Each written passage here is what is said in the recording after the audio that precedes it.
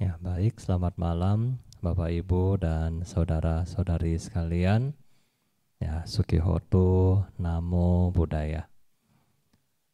Jadi pada hari ini kita melanjutkan pembahasan kita kemarin ya, mengenai dhyana parami atau kesempurnaan di dalam praktek meditasi ya atau konsentrasi. Biasanya di dalam bahasa kita, dalam bahasa Pali disebutkan jhana ya. Nah, kemarin Bapak Ibu Bante sudah bahas bagaimana kita memiliki hal cara-cara untuk kita mengembangkan batin kita untuk agar pikiran kita ini menjadi yang baik ya, yang tidak bebas liar ke sana ke sini. Nah, dari batin ini kemudian kita harus kendalikan ya. Nah, kenapa sih kita harus kendalikan pikiran kita? Nah, coba Bapak Ibu lihat slide-nya Bante. Yang ini adalah kalau kita tidak dapat mengendalikan pikiran kita, ya, pikiran kita sendiri kita tidak dapat kendalikan, maka kita juga kehilangan kendali terhadap tubuh Anda, terhadap tindakan Anda, terhadap ucapan Anda, dan terhadap nasib atau ya kita bilang karma kita sendiri. Ya, inilah kerugian kalau Bapak Ibu tidak dapat mengendalikan pikiran kita sendiri ya. Jadi Bapak Ibu sudah lihat yang gambar yang tadi kan, saya mau bahagia tetapi banyak pikiran ya, kesana kesini kesana kesini, pada akhirnya ya tidak bisa bahagia. Nah, oleh sebab itu di sini kita akan membahas untuk beberapa hari ke depan bagaimana kita membersihkan atau berusaha sebaik mungkin untuk mengendalikan pikiran kita ya.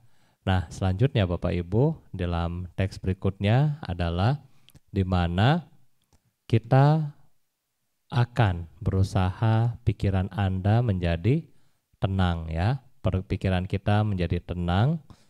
Tenang dalam hal apa? Dalam hal apapun Bapak Ibu lakukan ya.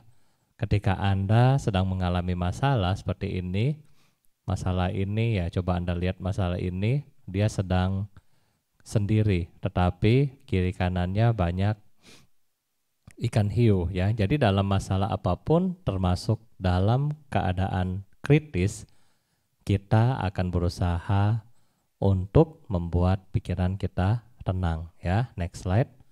Nah, jadi walaupun kita dalam keadaan yang sangat kritis ya, yang sangat-sangat menakutkan, tetapi bagi Bapak Ibu yang mempunyai pikiran yang tenang, maka Bapak Ibu dapat melewati ya semua masalah-masalah yang Anda alami di dalam hidup kita. Nah, kemarin Bante sudah menjelaskan kepada Bapak Ibu bagaimana cara untuk membuat pikiran kita menjadi tenang ya. Kita next slide. Yaitu kita mulai berlatih ya. Samadhi berarti ketenangan pikiran, di mana ketenangan pikiran ini Bapak Ibu bisa pilih dan bisa melakukan yaitu dua hal. Yang pertama adalah konsisten. Yang kedua adalah disiplin. Nah, Bapak Ibu bisa lihat ada dua tangga di depan Anda. Satu tangga di mana panjangnya sama, tetapi satu tangga ini setiap tangganya adalah pendek. Sedangkan yang satu setiap tangganya adalah panjang. Oke.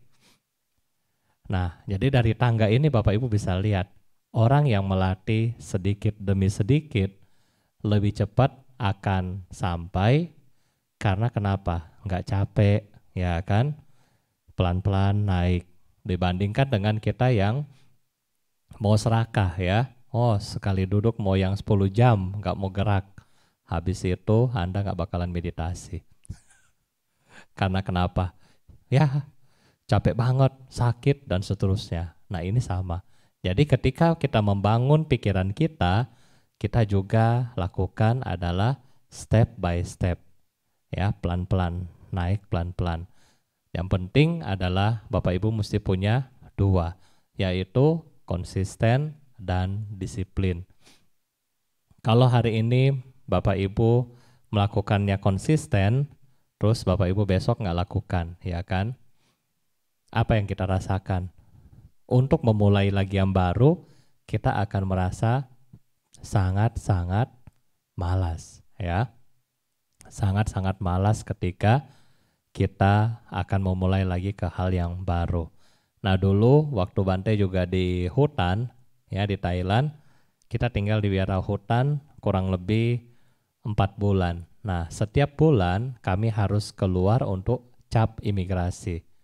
Ya, jadi ketenangan yang kami bangun misalnya 1 bulan penuh itu akan berkurang ketika kita keluar lagi ke kota gitu ya, mesti ke kota, ke imigrasi. Kan di hutan cuma lihat pohon, kalau di kota lihat bangunan, lihat ini, lihat itu, jadi norak sendiri kan. Jadi ketika kita mau duduk kembali meditasi, apa yang terjadi?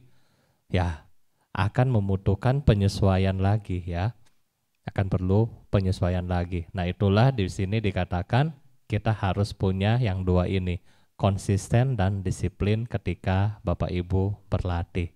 Nah, next slide. Dan Bapak Ibu ketika mau mulai berlatih, apa yang harus kita lakukan? Nah, yang harus kita lakukan adalah Bapak Ibu harus punya ini. Ya, Bapak Ibu harus punya metode yang tepat. Ya, seperti di sini kalau Bapak Ibu lihat, ya, kalau more digunakan kunci Inggris yang nggak bakalan masuk dia ya. Nah, sama dengan ketika Bapak Ibu bermeditasi, oke? Ketika Bapak Ibu bermeditasi, Bapak Ibu juga perlu yang namanya objek atau metode-metode yang tepat. Kalau tidak, ya kita duduk, ya duduk aja begitu kan, pikiran kita kemana-mana. Tapi kan jadi ketika kita bermeditasi, kita bukan hanya duduk diam doang ya, bukan, tetapi harus ada objek yang kita gunakan. Ya percuma kita duduk tenang gitu kan, sudah duduk diam, ternyata lagi mikir, aduh hari ini sahamnya lagi naik atau lagi turun.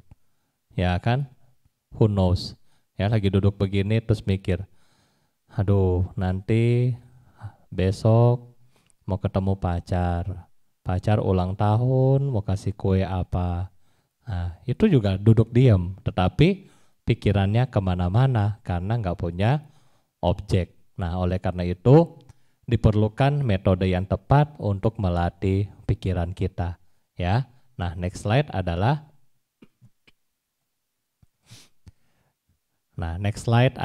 ini ya, kenyataannya ya.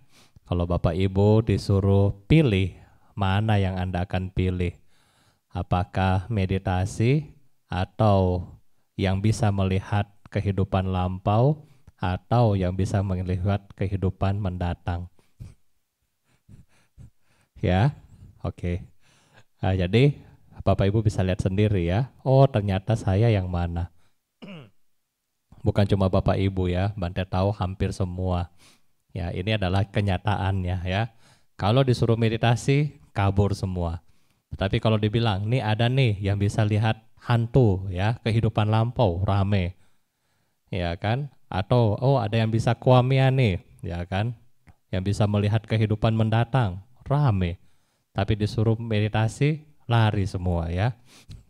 Karena kenapa? Karena meditasi hanya disuruh melihat present moment, bukan melihat yang lampau, dan bukan yang melihat yang akan datang ya. Jadi ketika kita bermeditasi, kita hanya melihat saat ini.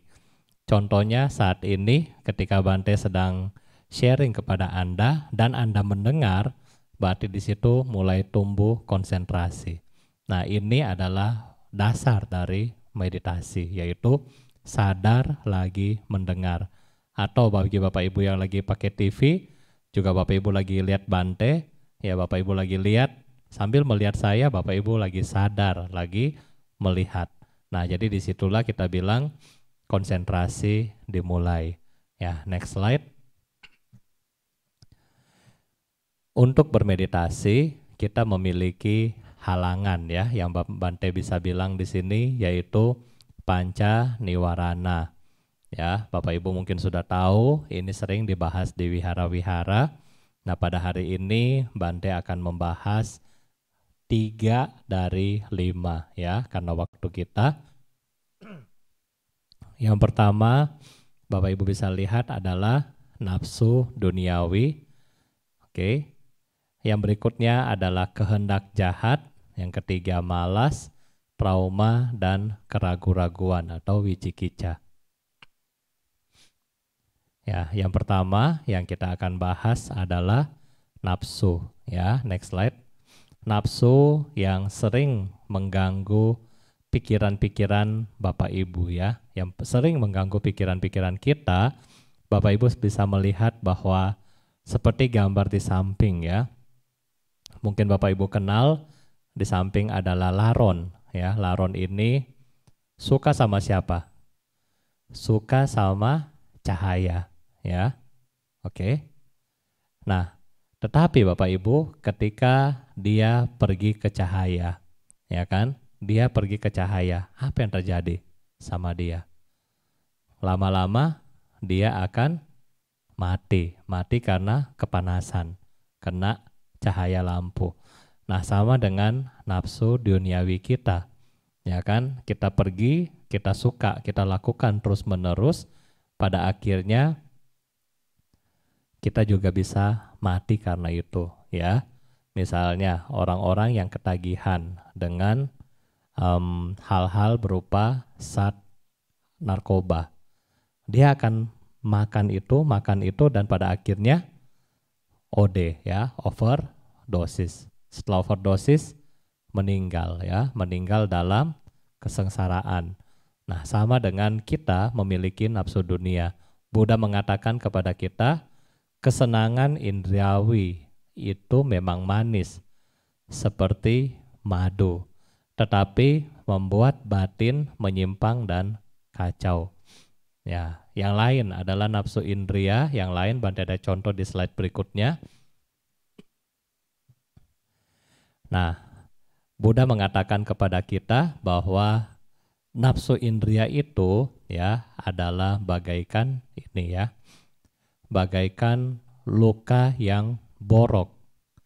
Ya, bagaimana luka yang borok itu? Ya, makin kita garuk, makin kita bahagia ya. Makin kita garuk, makin kita bahagia, oke? Jadi, bagaikan badan kita nih ada luka. Kita makin garuk, kita makin merasa enak, padahal setiap kali kita garuk, bagian yang ada di dalam kulit kita itu akan lebih apa? Lebih sakit ya, lebih menderita. Nah, jadi keinginan atau kesenangan duniawi sifatnya seperti itu ya. Bapak Ibu makin lakukan, Bapak Ibu akan merasa makin fine-fine aja.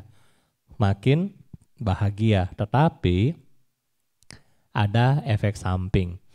Efek samping yang senantiasa menjebak diri kita. Ya, dan efek samping ini tentunya merugikan diri kita sendiri. Bante kasih contoh nafsu duniawi. Misalnya Anda yang sedang pacaran, apa yang Anda pikirkan? Ya kan? Ketika meditasi atau ketika Anda lagi melamun, Anda akan memikirkan si dia, ya kan? Kebayang mukanya, betul nggak? Kebayang fotonya, ya kan? Kebayang parfumnya, ya kan? Pokoknya tergila-gila karena dia. Tapi nggak kebayang ya jerawatnya di mana, tompelnya di mana, nggak kebayang. Ya, tetapi hanya kebayang mukanya, ya. Dan yang kebayang itu adalah cakepnya dia doang, ya kan?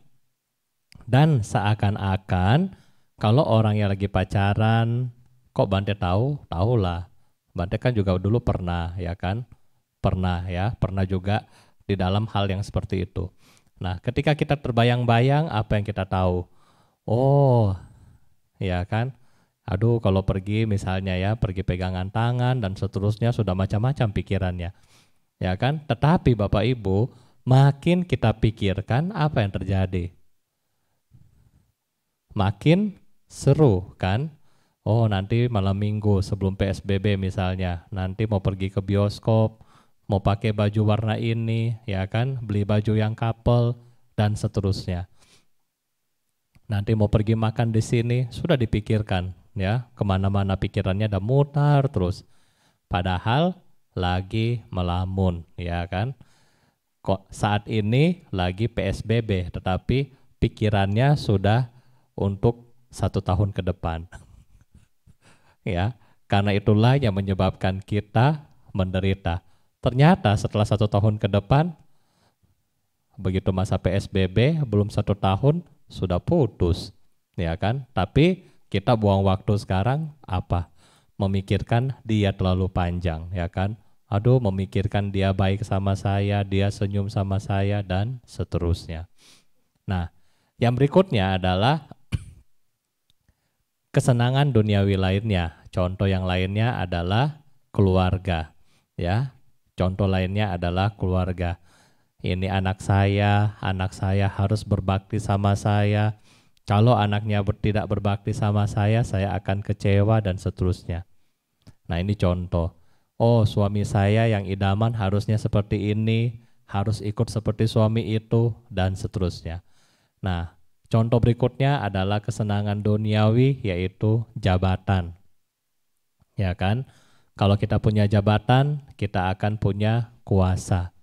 Ya, ya memang kalau Bante ketemu dengan pejabat-pejabat juga biasa begitu ya. Ya kan? Kepalanya begini terus.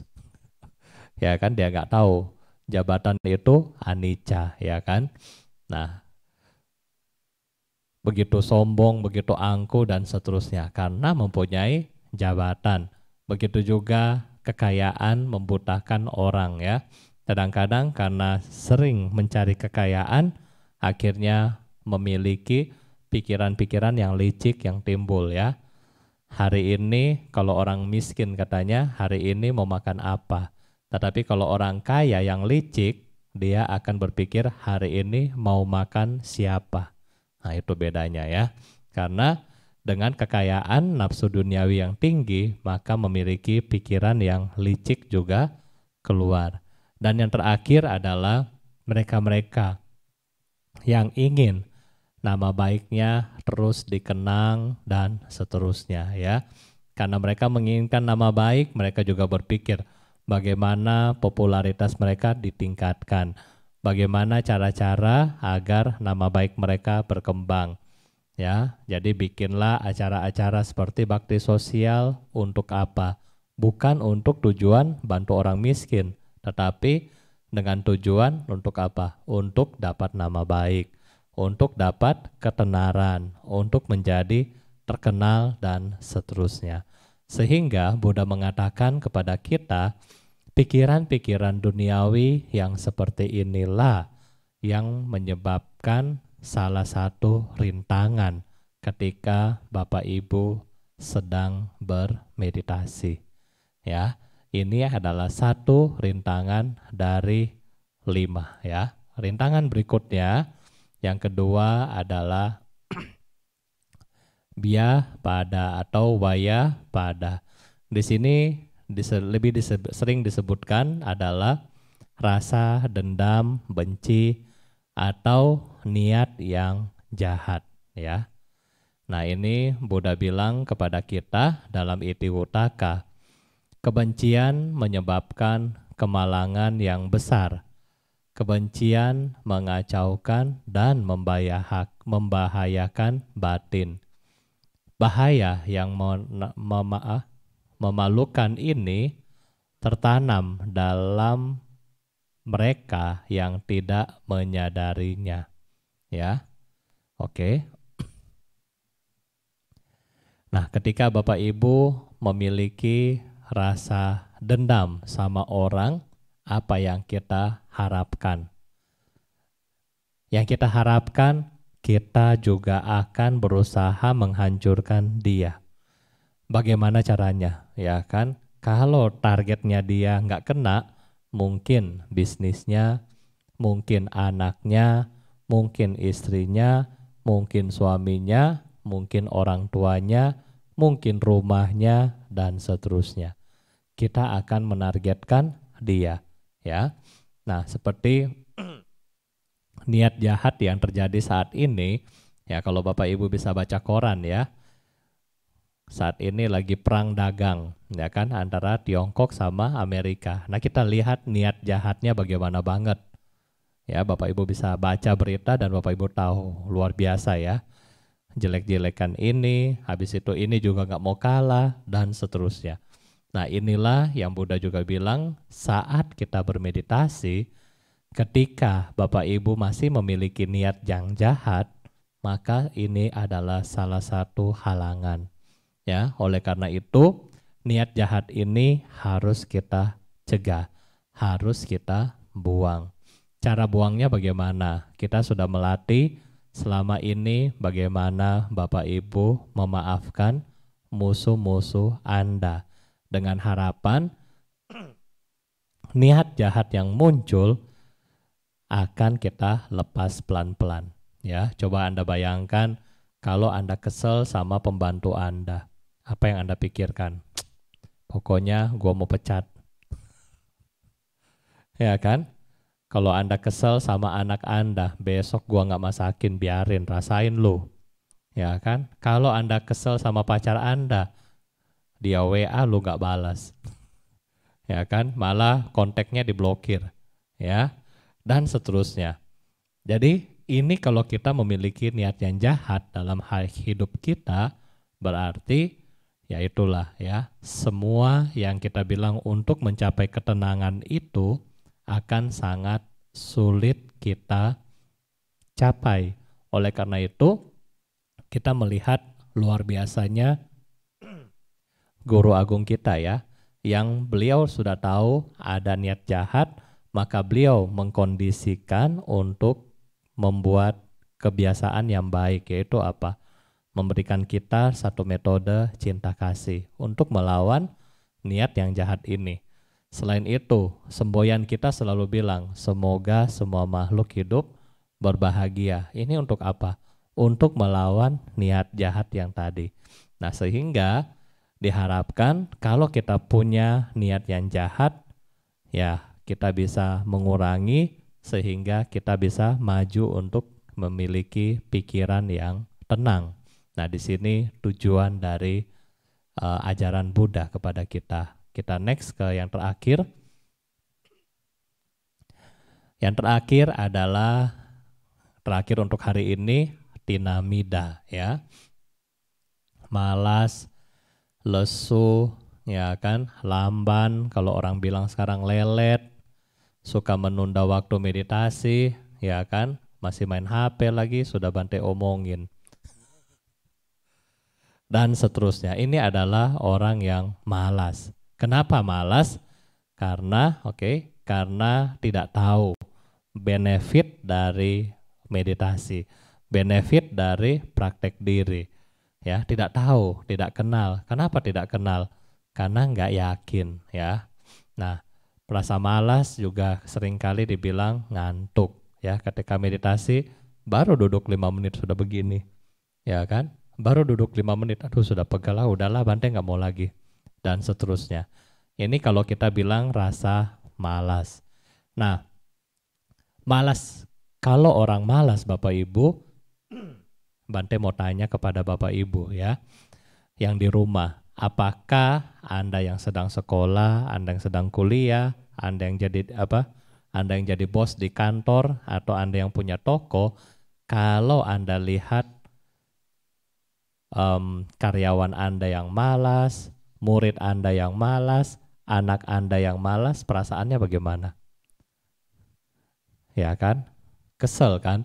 Dan kita nggak usah kesel karena kita harus mengurangi niat jahat. Tetapi pertanyaan Bante adalah, orang yang malas bisa sukses nggak di dalam hidupnya? Bisa nggak kira-kira? Misalnya Anda sebagai HRD nih ya, HRD. Kita mau kasih sedang menilai gaji. Ya, ada karyawan A dan karyawan B. Yang A rajin, nggak pernah telat, ya, kerjaannya sangat baik. Yang B lelet, ya kan, suka telat, ya kan, kalau di WC lama dan seterusnya. Ketika kita mau kasih gaji, mana gaji yang Anda akan kasih lebih tinggi? Yang A atau yang B? Pasti yang si A, ya kan? Ya, jadi ketika dalam hal ini sama dalam spiritual. Kalau kita memiliki rasa malas di dalam spiritual pun sama. Untuk mencapai kesuksesan di dalam hal spiritual yaitu kesucian juga akan lambat. Ya kan?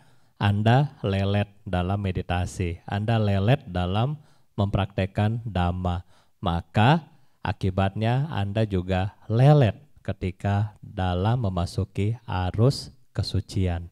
Ya, ini adalah rasa malas. Nah, sekarang ada satu tips dari Buddha untuk Anda yang suka mengantuk ketika bermeditasi. Nah, ini tipsnya. Next slide.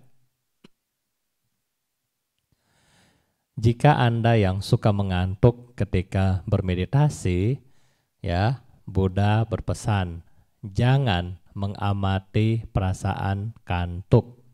Ini yang pertama.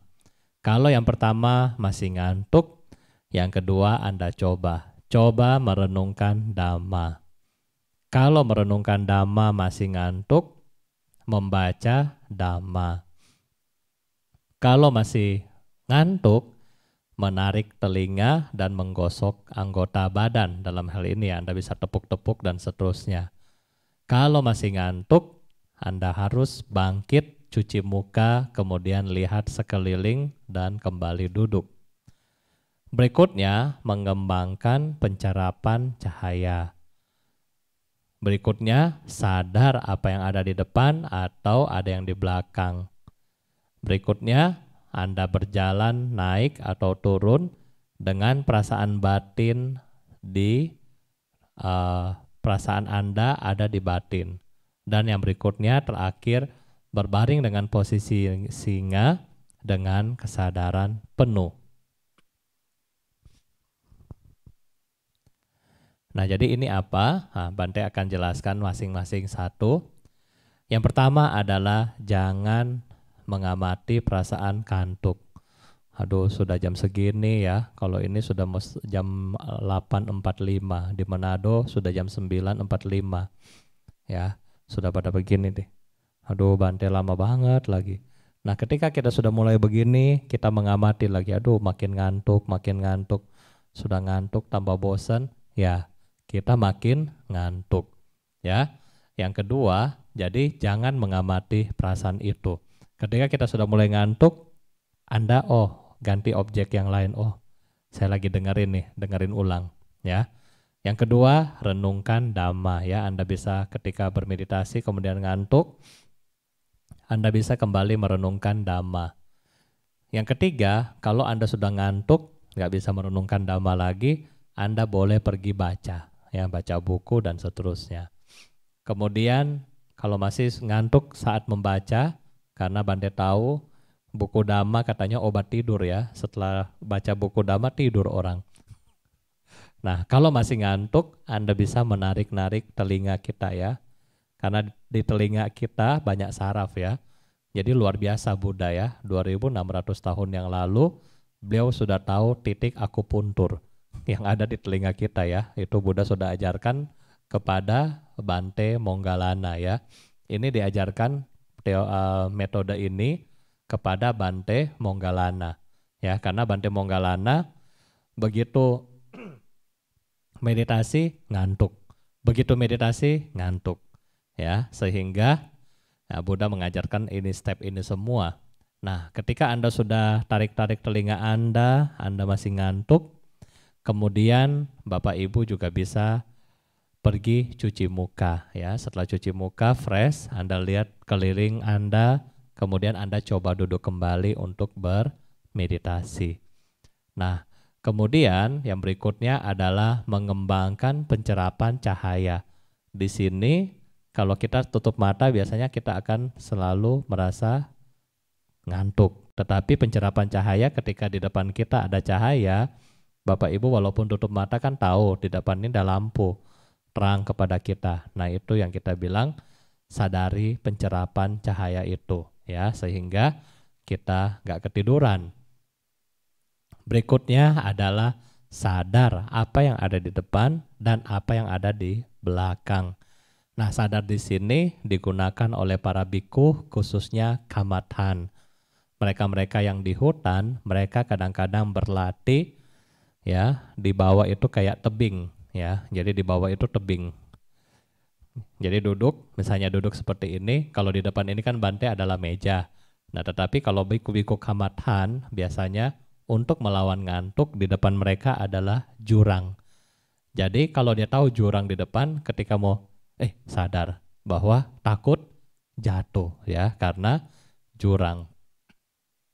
Bahkan tempat guru saya berwasa itu Lungpo Bunpin itu di wihara Wat Pa Putok ya. Wat Pa Putok. Jadi wihara hutan yang ada di atas gunung. Itu dari bawah ke atas kurang lebih sekitar 40 sampai 50 meter. Ya, seperti kita naik bangunan mungkin sekitar 10 tingkat. Nah, di sana Lungpo punya kuti itu ada di dalam quotes-nya. Kalau Bapak Ibu sering lihat quotes-nya Cetya Panyasika, ada salah satu foto itu ya. Jadi Lungpo punya kuti itu seperti satu batu yang berdiri sendiri dan terpisah ya. Kalau mau pergi ke kuti ini ada jembatannya. Ada jembatannya sekitar 10 meter, kemudian sampai ke batu itu ya. Nah, Lungpo itu tidur di situ dan tidak ada yang dibilang apa ya, kayak apa, pagar gitu ya, nggak ada pagar. Jadi pagarnya cuma bambu kurang lebih 30 cm. Ya, jadi benar-benar kita harus konsentrasi. Kalau Anda bayangkan Anda yang suka apa, tidur terus jalan sendiri, ya terjun langsung situ ya, 40 meter. Ya, jadi bagaimana para biku itu yang kamathan, wihara hutan, mereka melatih dirinya seperti itu. Banda juga dulu pernah cerita tentang sadar apa yang di depan, apa yang ada di belakang ya. Ketika seseorang yang suka ngantuk, dia berlatih meditasi ya. Jadi di depan dia itu kolam ya. Kalau nggak salah kolam ikan atau kolam apa gitu ya. Jadi ketika dia ngantuk, ya bedanya kalau para biku mereka sadar ya. Kalau yang ini karena dia ngantuk dia kecebur di kolam ya. Nah itu jadi kita harus punya kesadaran di sini. Yang berikutnya Bapak Ibu, kalau masih ngantuk sudah di depan itu Anda ngantuk, Anda bisa berjalan apakah naik atau turun ya, berjalan. Nah biasanya dalam sesi meditasi kalau dibilang ODM, nah itu sering ada namanya jalan ya. Jadi untuk membuat Anda nggak ngantuk. Nah yang terakhir adalah kita berbaring seperti singa ya. Berbaring seperti singa dalam posisi adalah model parinibbana ya, yang posisi seperti ini. Nah tetapi dengan kesadaran penuh. Setelah Anda dengan posisi ini yang Anda tidur seperti posisi Buddha parinibbana, setelah Anda sadar bahwa Anda sedang berbaring, nah ketika muncul ngantuk, Anda bangkit dari posisi itu. Nah itu adalah cara untuk melawan ngantuk dari Buddha kepada Bante Moggallana. Ya, jadi ini mungkin bisa menjadi acuan kita. Kalau kita ngantuk, kita bisa melakukan hal-hal seperti ini. Ya, nah mungkin ini yang bisa Bante sampaikan buat malam hari ini. Nah, mari kita bermeditasi singkat, kemudian kita akan tutup dengan doa dedikasi. Mari Bapak Ibu duduk dengan rileks, kemudian sadari posisi duduk kita, jangan bersandar, tutup mata Anda, kemudian Anda menyadari nafas masuk dan nafas keluar. Kita hari ini hanya menjadi satpam ya. Menjadi satpam hanya untuk mengetahui Oh, ini nafas yang masuk, ini nafas yang keluar. Ketika nafas masuk, kita kenali dengan kata but. Ketika nafas keluar, do. Nafas masuk but, nafas keluar do. Nafas masuk but, nafas keluar do.